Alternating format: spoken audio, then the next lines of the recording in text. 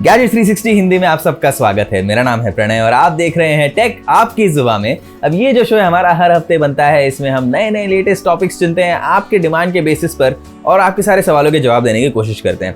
आप में से बहुत लोगों ने पूछा है कि आप हमारे सवाल का जवाब क्यों नहीं देते हो वगैरह वगैरह। उसका कारण यही है कि YouTube पर जो कम्युनिटी पोस्ट आता है वहां पर आप सवाल नहीं पूछ रहे हैं। तो जाइए हमारे चैनल पर youtube.com/gadgets360 हिंदी, वहां पे कम्युनिटी टैब पे क्लिक कीजिए और उधर जो पोस्ट आता है गुरुवार बुधवार इन दोनों दिन में से कोई एक दिन मैं डाल देता हूँ पोस्ट, वहां पर वो नए टॉपिक का पोस्ट होता है। वहां पर आप कमेंट करके सवाल पूछ लीजिए, यहाँ मैं जरूर जवाब दूंगा। तो आज के शो का टॉपिक है माइक्रोमैक्स। अब माइक्रोमैक्स कंपनी कुछ सालों पहले भारत में लीडिंग कर रही थी, एकदम काफी आगे थी ये कंपनी, बहुत सारे फोन्स लॉन्च करती थी और आप जब भी देखो हर प्राइस सेगमेंट में आपको मिल जाते थे माइक्रोमैक्स के फोन।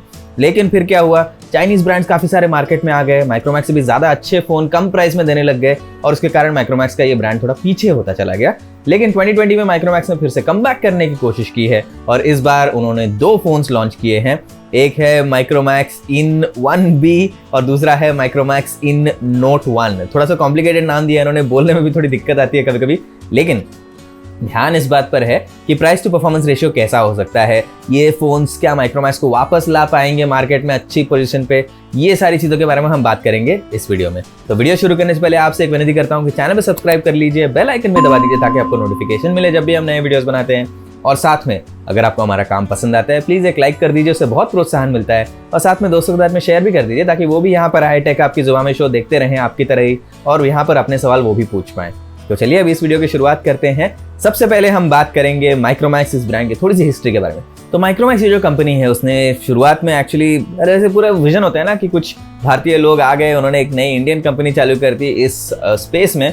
तो शुरुआत में उन्होंने क्या किया था, एक जो पे फोन्स होते हैं यानी कि पीसीओ, आपको याद होगा, कुछ लोगों को पता नहीं, आजकल के ज़माने में तो जितने जवान लोग हैं उनको तो स्मार्टफोन ही याद है। पुराने ज़माने में हुआ करते थे ऐसे, एक जगह पे आप जाके पैसे देके फ़ोन कर सकते थे लोगों को।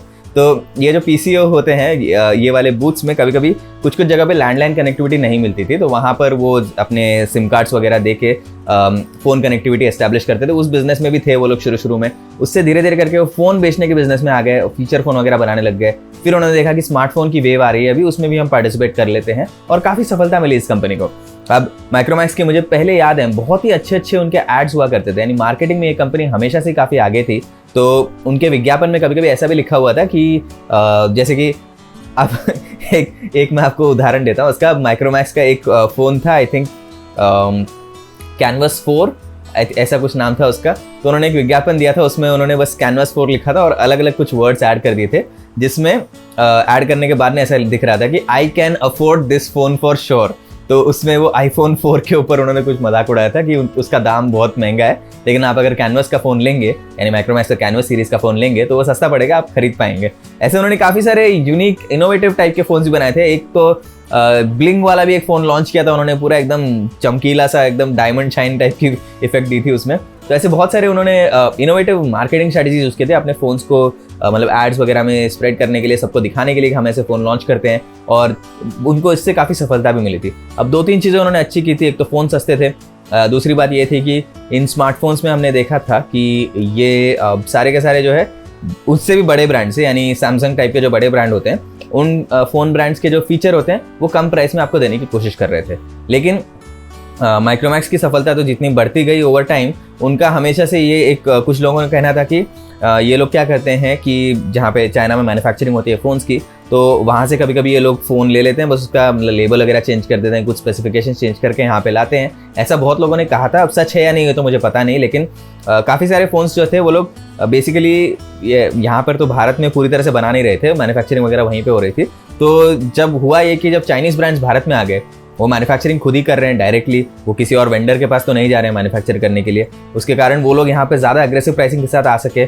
और ये चाइनीज़ ब्रांड के साथ में बहुत ज़्यादा पैसा भी था मार्केटिंग करने के लिए, क्योंकि चाइना बहुत बड़ा मार्केट है, वहाँ पे बहुत स्मार्टफोन्स बिकते हैं, इसीलिए वो पहले से ही मतलब प्रॉफिट बना के काफ़ी पैसा कमा के भारत में आए थे। तो उनके पास जब भारत में आए तो मार्केटिंग के लिए बहुत बजट था, और इसके कारण क्या हुआ कि मार्केटिंग का बजट भी है, फ़ोन भी सस्ते में दे रहे हैं ये लोग, और ये सारी चीज़ों के साथ में आप देखते रहिए सारे चाइनीज़ ब्रांड भारत में आगे बढ़ गए और माइक्रोमैक्स जैसे ब्रांड और जितने भारतीय ब्रांड थे बाकी सबके सब धीरे धीरे पीछे हो गए इस मार्केट में।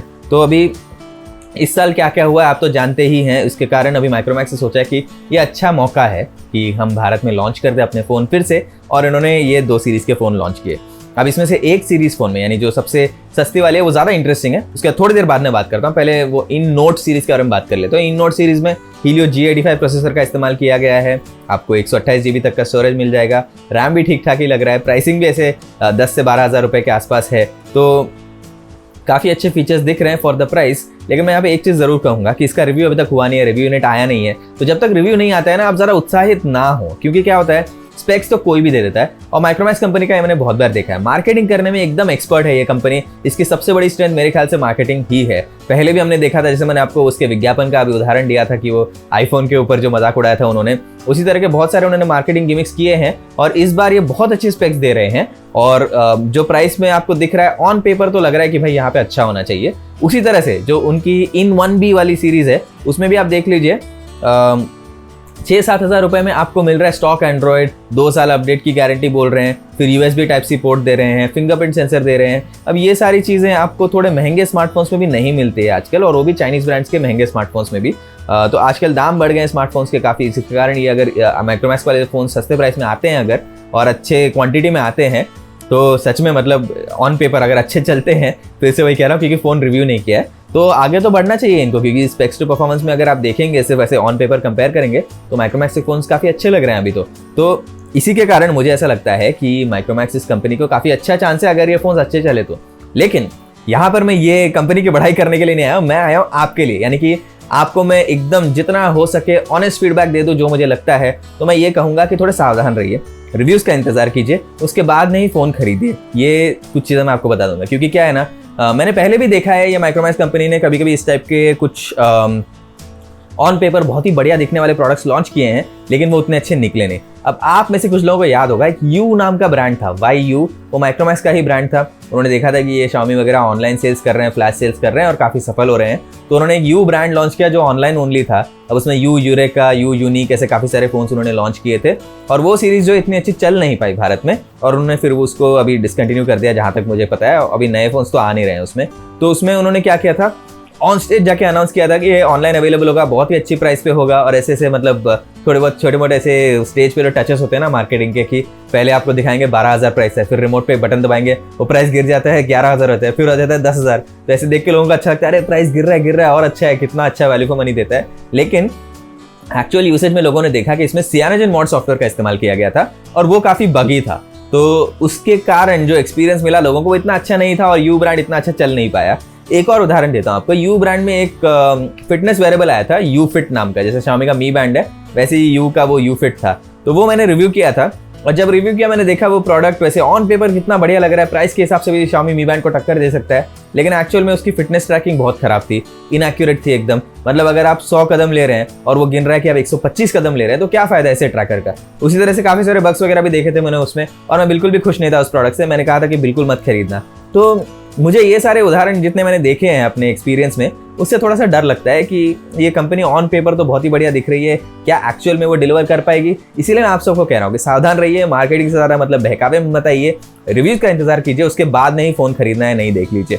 तो 2 चीज़ की मुझे चिंता है, जिसको आपकी भी चिंता होनी चाहिए। एक तो प्रोडक्ट अच्छा है कि नहीं, दूसरा है कि क्वांटिटी कितनी होगी। नहीं तो हमने तो Realme Narzo सीरीज़ के साथ में भी ये देखा है कि बहुत बार फ़ोन अच्छे होते हैं, हम रेकमेंड भी कर देते हैं, और फिर आप लोग आके हमको बोलते हैं कमेंट में कि मिल नहीं रहा, आउट ऑफ स्टॉक है, 2 मिनट के लिए स्टॉक में था। ऐसी प्रॉब्लम भी ना हो, इसकी भी मुझे थोड़ी चिंता है।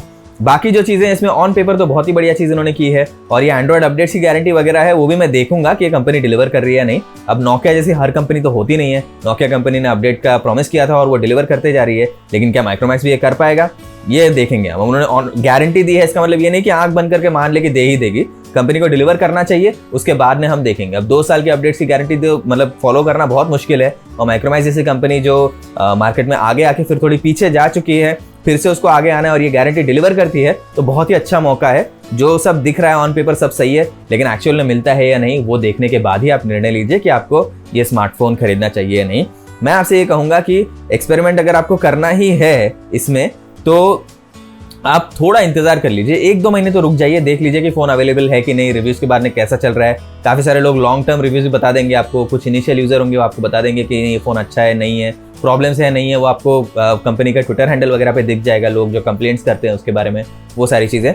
तो इन सब चीज़ों का ध्यान रखने के बाद में ही आप सोचिए कि आपको खरीदना है या नहीं। इनिशियल इसमें वेव में ना जाइए, ये मैं कहूँगा, क्योंकि मुझे हमेशा चिंता रहती है कि मैं यहाँ पे आपसे बात करता हूँ, आप इतना मेहनत से पैसे कमाते हैं, किसी को फ्री में थोड़ी मिलते हैं पैसे, पेड़ पे नहीं उग रहे ना पैसे। तो अगर आप खरीद रहे हैं कुछ चीज़, तो पूरी टेस्टिंग के बाद में पूरा अपना मतलब जितने पैसे डाल रहे हैं किसी भी फ़ोन में, ऐसा रहे कि भाई हाँ गारंटी हो कि ये चल जाए। कुछ लोगों को कभी कभी मतलब प्रॉब्लम्स आते हैं फ़ोन में, वो तो कुछ कर नहीं सकते, कभी कभी डिफेक्टिव यूनिट्स हो जाते हैं, हर कंपनी के होते हैं। एप्पल जैसे प्रीमियम कंपनी में भी कभी कभी डिफेक्टिव यूनिट्स मिल जाते हैं, लेकिन अगर वैसा कुछ हुआ तो कंपनी की सर्विस भी तो अच्छी होनी चाहिए ना। अब माइक्रोमैक्स के साथ में ये सर्विस इस बार अच्छी दे पाएगी या नहीं, वो भी आपको देखना चाहिए खरीदने से पहले। तो इसीलिए बस इतना कहूँगा, थोड़ा इंतजार कर लीजिए, कोई जल्दी नहीं है स्मार्टफोन लेने की। अगर अच्छा चल रहा है, 2 महीने बाद में भी आपको लग रहा है कि भाई ये कंपनी अच्छे अपने प्रॉमिस डिलीवर कर रही है, तो बिल्कुल ले लीजिए। लेकिन तब तक रिव्यूज़ का ज़रूर करें इंतजार, और साथ में सर्विस कंप्लेंट्स वगैरह भी देख लीजिए ऑनलाइन क्या दिख रहे हैं उसके। जैसे ही लॉन्च होता है स्मार्टफोन, जैसे ही मार्केट में आता है, उसके बाद में आप ये भी देख लीजिए कि कितने देर वो स्टॉक में रहता है। तो ये थी बातें माइक्रोमैक्स के बारे में। अब हम बढ़ते हैं आगे आपके सवालों के जवाब देने के लिए। तो सबसे पहला सवाल है देवशीष नाहक का। अब इनका कहना है कि आपकी राय में क्या माइक्रोमैक्स चाइनीज़ कंपनी को टक्कर दे पाएगा और कैसे? देखिए देवशीष जी, स्टॉक एंड्रॉयड अपडेट्स की गारंटी और जो प्राइस टू परफॉर्मेंस की रेशियो दे रहे हैं वो काफ़ी अच्छा लग रहा है। टक्कर देने के लिए उनको 2-3 चीज़ तो करनी पड़ेगी। एक तो भाई अवेलेबिलिटी रख लो अच्छी, और दूसरी बात है ना, जिस तरह से अग्रेसिव प्राइसिंग कर रहे हैं अपने स्मार्टफोन की वो लोग, मुझे लग रहा है कि इनको काफ़ी बजट लगेगा कि मतलब इनिशियल में तो थोड़ा बहुत लॉस होना ही है। वो घाटे को सामने रखते हुए वो लोग लंबे समय तक मार्केट में प्रोडक्ट अवेलेबल रखें, तो वो अगर कर सकते हैं वो तो डेफिनेटली टक्कर दे सकती है। और अच्छी सर्विस भी हो तो थोड़े ब्रांड की अच्छी रेपुटेशन बन जाती है। इन तीनों चीज़ों से वो ज़रूर टक्कर दे सकता है। आगे बढ़ते हैं, चलिए। अगला सवाल है रोशन चौधरी जी का, जिनका कहना है आदरणीय प्रणय भाई नमस्कार। मुझे खुशी है कि माइक्रोमैक्स ने वापसी की। मैं उम्मीद करता हूँ कि माइक्रोमैक्स इस बार भारतीय ब्रांड होने का फायदा ना उठाए और मेड इन इंडिया स्मार्टफोन बेचे, ना कि चीनी स्मार्टफोन को मेड इन इंडिया बना के। जी रोशन जी, अभी जो आपने कहा है पॉइंट, वो मुझे भी उसी का थोड़ा बहुत डर लग रहा था कि इस तरह के काम ना करे वो। मेरे ख्याल से वो actually made in India smartphone ही बनाए, लेकिन आपको थोड़ा सा ध्यान रखना पड़ेगा कि कोई भी स्मार्टफोन वो मेड इन इंडिया भले ही अपने आप को कहे, वो एक्चुअल में असेंबल्ड इन इंडिया होता है। काफ़ी सारे स्मार्टफोन्स के जो पार्ट्स होते हैं वो भारत में नहीं बन सकते हैं, क्योंकि अभी यहाँ पर हमारे पास वो मैन्युफैक्चरिंग कैपेबिलिटी नहीं है। ये बस दुख की बात है, लेकिन यही सिचुएशन है, ये सच्चाई तो यही है। इसी के बारे में हमको ध्यान रखना पड़ेगा। तो दूसरा जो आपका पॉइंट है, यानी कि चाइनीज़ वाले फ़ोन्स को वो खरीद कर रीब्रांड करके ना बेचे, ऐसी मेरी भी उम्मीद है यहाँ पे। लेकिन अभी कंपनी ने इतना बोला है कि हम अच्छे प्राइस पे अच्छे स्पेसिफिकेशन वाले प्रोडक्ट लाते हैं, तो मेरा सबसे ज़्यादा ध्यान उसके रिव्यू पर है। जैसे रिव्यू यूनिट आता है ना, एक अच्छा रिव्यू बना के आपको दिखा देंगे, बता देंगे कि आपको खरीदना चाहिए या नहीं। बस मेरा उसी का इंतजार है अभी। आगे बढ़ते हैं, चलिए। अभी रितेश रंजन जी, ये भी हमारे रेगुलर व्यूअर हैं, इनका कहना है कि हेलो सर, माइक्रोमैक्स की वापसी जानकर अच्छा लगा। इसने जो 2 फ़ोन्स मार्केट में उतारे हैं, मुझे लगता है कि उनके स्पेसिफिकेशंस काफ़ी हद तक अपने प्राइस को जस्टिफाई करते हैं, और उन्होंने स्टॉक एंड्रॉयड देने की बात जो की है वो भी मुझे बहुत पसंद आई। बस मेरा ये सवाल है माइक्रोमैक्स के आगे के फ़ोन्स को लेकर कि हम कितने ऑप्टिमिस्टिक हो सकते हैं। देखिए रितेश जी, पहले तो इन फोन्स के बारे में ज़्यादा ऑप्टिमिस्टिक मत होइए, रिव्यू आने दीजिए, लॉन्ग टर्म एक्सपीरियंस देखिए, उसके बाद में उत्साहित होइए, और उसके बाद में देखते हैं अगले फोन्स को क्या लॉन्च करते हैं। क्योंकि क्या है ना, इससे भविष्य के बारे में कमेंट्री करके कोई फायदा नहीं है। कोई भी कंपनी, अभी माइक्रोमैक्स कंपनी समझ लीजिए कि ये 2 फोन लॉन्च करके फिर गायब हो गए तो आप क्या करोगे। तो देखते हैं, इन्होंने बहुत दिन बाद कमबैक किया है, मैं उम्मीद करता हूँ कि अच्छे फ़ोन हो और अवेलेबल हो सबके लिए, और उसके बाद में इसी तरह वो फ़ोन लॉन्च करते रहे अच्छे वाले, ताकि आपको और हमें दोनों को अच्छे फ़ोन मिल जाए सस्ते प्राइस में। ठीक है, चलिए आगे बढ़ते हैं। अभी आशीष राजपूत जी का पूछना है कि माइक्रोमैक्स ने अच्छे स्पेक्स वाले फ़ोन कम प्राइस में लॉन्च कर दिया, अब माइक्रोमैक्स रेडी है नंबर 1 होने के लिए इंडियन स्मार्टफोन मार्केट में। आशीष जी, नंबर 1 होने में बहुत समय है। अभी 2 प्रोडक्ट लॉन्च किए जो पेपर पे अच्छे दिख रहे हैं, होपफुली रिव्यू भी उनके अच्छे हों, प्रोडक्ट्स अच्छे चलें और बिके अच्छे, तो फिर वो धीरे धीरे बढ़ सकते हैं। नंबर 1 होने में उनको काफ़ी समय लगेगा, लेकिन मुझे नहीं लगता कि अभी वो इमीडिएटली रेडी है नंबर 1 होने के लिए।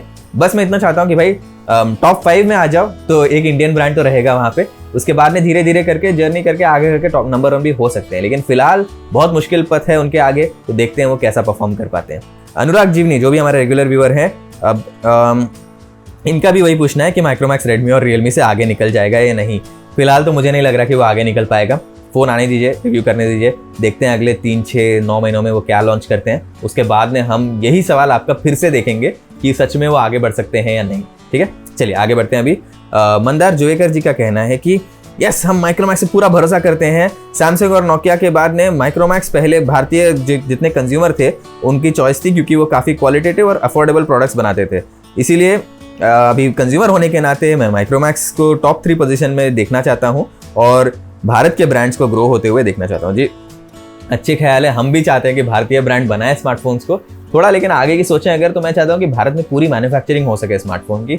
अभी फिलहाल सिर्फ असेंबली की ही बात होती है यहाँ पर, जितने भी मैंने देखे हैं, तो होपफुली वो भी हो जाए और होपफुली इंडियन ब्रांड्स फिर से टॉप 3 टॉप 5 में आ जाएं, अच्छा लगेगा काफ़ी। चलिए आगे बढ़ते हैं। अभिषेक पटेल जी का कहना है कि माइक्रोमैक्स ने कमाल कर दिया, मैंने सोचा नहीं था कि माइक्रोमैक्स इतना बढ़िया काम करेगा, लेकिन उम्मीद ये रहेगी कि माइक्रोमैक्स ऐसा ही काम करते रहे। जी अभिषेक जी, अभी मुझे भी यही उम्मीद है कि भाई ये कंपनी आगे बढ़ते रहे और जिस तरह से स्पेसिफिकेशन दिए हैं वो चले, लेकिन पहले रिव्यू का इंतजार कीजिए। फोन अच्छे है नहीं पता नहीं, ऑन पेपर अच्छे स्पेक्स दे रहा है, लेकिन अच्छा चलेगा या नहीं वो भी तो देखना पड़ेगा, उसके बाद में हम बात करेंगे फिर से इसी टॉपिक पे। चलिए आगे बढ़ते हैं। नीरज अग्निहोत्री जी का कहना है कि मुझे लगता है कि माइक्रोमैक्स को अब काफ़ी लेट हो गया है, क्योंकि इस सेगमेंट में रेडमी, रियलमी, सैमसंग पहले से मार्केट सेट कर रखे हैं और ऐसे में इन ब्रांड्स को टक्कर देना आसान नहीं होगा। माइक्रोमैक्स अभी नोकिया जैसा है कि कमबैक वही सेम माइक्रोमैक्स की हालत है अभी। और एक रिक्वेस्ट है कि अगर आपके पास टाइम मिले तो एक आईपैड बेसिक 8 जेन वाला क्या वीडियो बना दीजिए। देखिए आपके जो ख्याल है माइक्रोमैक्स के बारे में, मैं भी वही मतलब पूरी तरह से सहमत हूँ। अभी मुझे लगता है कि थोड़ी मुश्किल होगी इस कंपनी को आगे बढ़ने के लिए, लेकिन देखते हैं, कभी कह नहीं सकते ऐसी कि कोई भी कंपनी कुछ कर नहीं सकती। कमबैक हो जाए ये मेरी उम्मीद है। तो दूसरी बात जो आपने कही कि आईपैड का वीडियो बना दीजिए, देखिए अभी उसका जो है रिव्यू यूनिट अगर आता है तो मैं वीडियो जरूर बनाऊंगा, इतनी मैं आपको गारंटी देता हूँ। और फिलहाल अभी काफ़ी सारे प्रोडक्ट्स भी लॉन्च हो चुके हैं एक के बाद एक, तो बहुत सारे रिव्यूज़ मेरे भी बचे हुए हैं, तो वो सारे करने के बाद मैं आईपैड पर पूरी कोशिश करूँगा। अगर रिव्यू यूनिट आता है मैं आपको गारंटी देता हूँ उसका वीडियो बनाऊंगा। आईपैड ऐसा डिवाइस है जो मुझे पर्सनली बहुत पसंद है, मैं भी एक आईपैड यूज़ करता हूँ, तो नया वाला जो आईपैड है मुझे भी टेस्ट करना है, तो आ जाएगा तो मैं ज़रूर करूँगा आपके लिए। ठीक है आगे बढ़ते हैं। अभी टेकोमेनिया का बहुत ही लंबा सवाल है, अभी इसको हम शॉर्ट में बोल देते हैं। अब इनका कहना है कि माइक्रोमैक्स के फ़ोन्स काफ़ी अच्छे हैं और स्टॉक एंड्रॉयड के साथ में दिए गए हैं, पर इनका एक इशू है कि एडवर्टाइजिंग में, लॉन्च इवेंट्स में ये जो बातें करते हैं वो इन्हें पसंद नहीं है। अभी बेसिकली इनका जो पॉइंट है वो ये है कि इनको मार्केटिंग पे ध्यान ना देके फ़ोन के फीचर्स वगैरह पे ज़्यादा ध्यान देना चाहिए। और जो ये लोग जो बातें कर रहे हैं, जिस तरह से जिस लैंग्वेज में फोकस कर रहे हैं अपनी PR और मार्केटिंग स्ट्रैटेजी को, वो अभी टेकोमेनिया को पसंद नहीं है। देखिए आपका पॉइंट सही है, मुझे भी थोड़ा बहुत देख के इवेंट लग के अनकंफर्टेबल सा लग रहा था, क्योंकि क्या होता है ना, ये एक तरफ होती है ये सारी बात जो बाहर चल रही है, यानी टेक की दुनिया के बाहर काफ़ी सारी बातें चल रही है जो आप भी जानते हैं। अब ये टेक चैनल है, हम यहाँ पे टेक की ही बातें करेंगे, तो उन बातों पे ज़्यादा फोकस नहीं करना चाहिए टेक कंपनी को, अपने फीचर पे फोकस करना चाहिए। अब आप सब बताइए, आप में से लॉन्च इवेंट तो काफ़ी लोगों ने देखा होगा, जिस तरह से उन्होंने ढिंडोरा पीटा अपने स्मार्टफोन्स का, जो मार्केटिंग वगैरह की एकदम धूमधाम से। अब ये सब चीज़ ठीक है, थोड़ा बहुत तो करना ही पड़ता है ऐसे, लेकिन अब आपके इतने अच्छे स्पेसिफिकेशंस है, इतनी बढ़िया प्राइसिंग है, मतलब ऑन पेपर तो देख के लग रहा है कि भाई सब फोन को टक्कर दे सकता है। स्टॉक एंड्रॉयड बोल रहे हो आप, 2 साल के अपडेट बोल रहे हो, इस पे फोकस करो, बात इनकी बिल्कुल सही है। क्यों ये बाकी बाहर की चीज़ों पे फोकस करना है? वैसे भी ये साल इतना मुश्किल है कि सबका दिमाग खराब हो रखा है, क्यों लोगों को और उकसाना है उसमें? तो बात बिल्कुल भी सही है। मुझे ये कहना है कि माइक्रोमैक्स कंपनी को फीचर फोकस करना चाहिए। जब हाथ में आपके पास फीचर है तो ये एक्स्ट्रा मार्केटिंग गिमिक्स वगैरह करने की जरूरत नहीं है, प्रोडक्ट अपनी बात खुद ही कर सकता है। तो मेरा भी यही मतलब कहना है कि कंपनी को इस पे ज़्यादा फोकस रखना चाहिए। तो चलिए आगे बढ़ते हैं अभी अगले सवाल की तरफ। अभी ये जो सवाल है ये आया है सैयद मोहम्मद इरशाद से, जो हमारे रेगुलर व्यूअर हैं। अब इनका कहना है कि प्रणय भाई नमस्कार। अब हमें गर्व है कि माइक्रोमैक्स एक भारतीय कंपनी के तौर से अपनी दूसरी पारी के लिए तैयार है। अब इनके लेटेस्ट दोनों फ़ोन अपने अपने प्राइस पे सही लग रहे हैं और माइक्रोमैक्स अभी एंट्री लेवल और मिड रेंज में ही रेडमी, रियलमी आदि को टक्कर दे सकता है। और शुरुआत अगर दूसरी कंपनी से बढ़कर कुछ ज़्यादा ही स्पेसिफिकेशन दे दे तो बेहतर है। हमारा और आपका भी सपोर्ट चाहिए। एक बार मेन स्ट्रीम में कंपनी आ जाए तो मज़ा आ जाएगा। जी बिल्कुल सही कहा आपने, लेकिन जैसा मैं कहते आ रहा हूँ, रिव्यू का इंतजार कीजिए, उसके बाद में देखते हैं। पहले भी मैंने देखा है माइक्रोमैक्स कंपनी का ऑन पेपर बहुत अच्छे स्पेक्स देते हैं, लेकिन कभी कभी रिव्यू में पता चलता है कि फ़ोन उतना अच्छा नहीं है जितना कंपनी बोल रही है। तो रिव्यू करने दीजिए, उसके बाद में हम कहेंगे ये कंपनी आगे बढ़ सकती है नहीं। उसके पहले उत्साहित होना थोड़ा जल्दी हो जाएगा, मतलब थोड़ा ज़्यादा हो जाता है वो। ठीक है आगे बढ़ते हैं। राकेश चौधरी जी, जो भी हमारे रेगुलर व्यूअर है, इनका कहना है कि प्रणय सर, माइक्रोमैक्स ने थोड़े बहुत रिसर्च करके इस बार मैदान में उतरा है। जी बिल्कुल सही है। इन सीरीज़ की प्राइसिंग बहुत ही कमाल की रखी है। स्टॉक एंड्रॉयड देना काफ़ी अच्छी बात है। बस माइक्रोमैक्स से यही कहना चाहूँगा कि अन्य कंपनियों से फीचर वगैरह में आगे न निकल पाए तो उनके बराबर ज़रूर रहना। जी यही उम्मीद है कि वो फीचर्स वगैरह में बराबर रहें। बस ये है कि ऑन पेपर जो स्पेक्स दिखते हैं उसी तरह का एक्चुअल में परफॉर्मेंस भी आ जाए, मैं काफ़ी खुश रहूँगा। अभी कैमरा टेस्टिंग वगैरह करने के बाद में अगर पता चलता है कि इस फ़ोन के कैमरे उसके प्राइस रेंज के लिए ठीक ठाक भी हैं, भले ही दूसरे फ़ोन से अच्छे ना हो, ठीक ठाक है, मैच कर दे जैसा आपने कहा, तो मैं काफ़ी खुश हो जाऊँगा।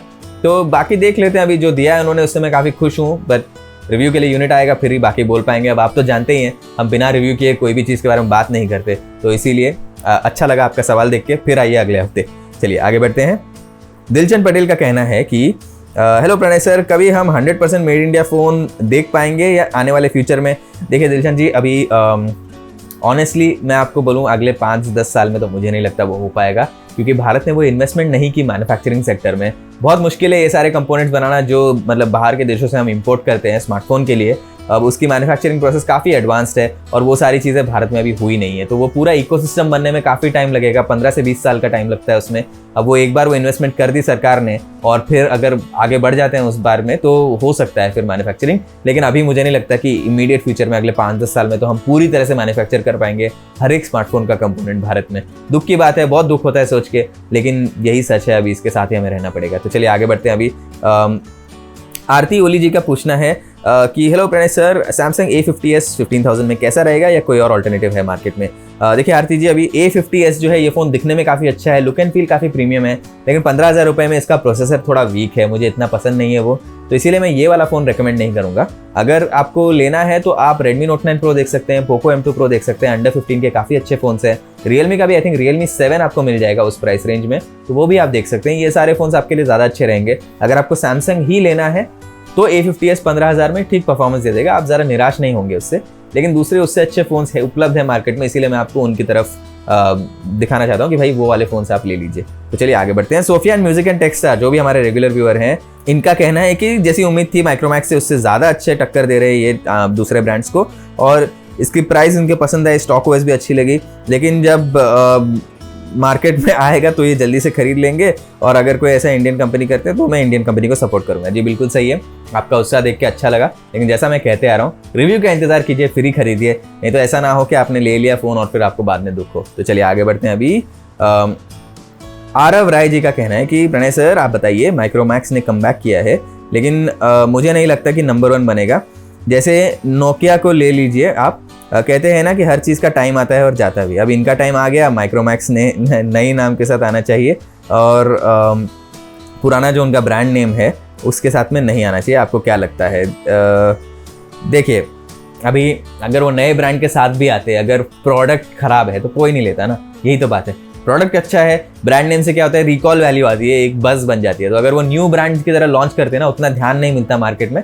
और अल्टीमेटली आप सोच लीजिए, माइक्रोमैक्स की कंपनी जो है मार्केटिंग फोकस्ड है, उसको एक एक चीज़ पता है कि किस तरह मार्केट करना है, मैक्सिमम पॉसिबल ऑडियंस तक कैसे पहुंचना है। तो जो चीज़ें उन्होंने कही है ना, वो सारी चीज़ें बज़वर्ड है। अब सबसे पहले क्या है, माइक्रोमैक्स एक बज़वर्ड है। जैसे ही मैं बोलता हूँ माइक्रोमैक्स, सबको याद आता है, अरे हाँ 3-4 साल पहले ये कंपनी तो अच्छी थी, कहाँ चली गई, वापस आ रही है, नया फ़ोन ला रही है, इंडियन कंपनी है, चलो देखते हैं। जैसे इतने सारे लोग जो आप में से आके पूछ रहे हैं सवाल, ये इसके लिए पूछ रहे हैं। रिकॉल वैल्यू कहते हैं उसे ब्रांडिंग के टर्म्स में, तो रिकॉल वैल्यू है उसमें।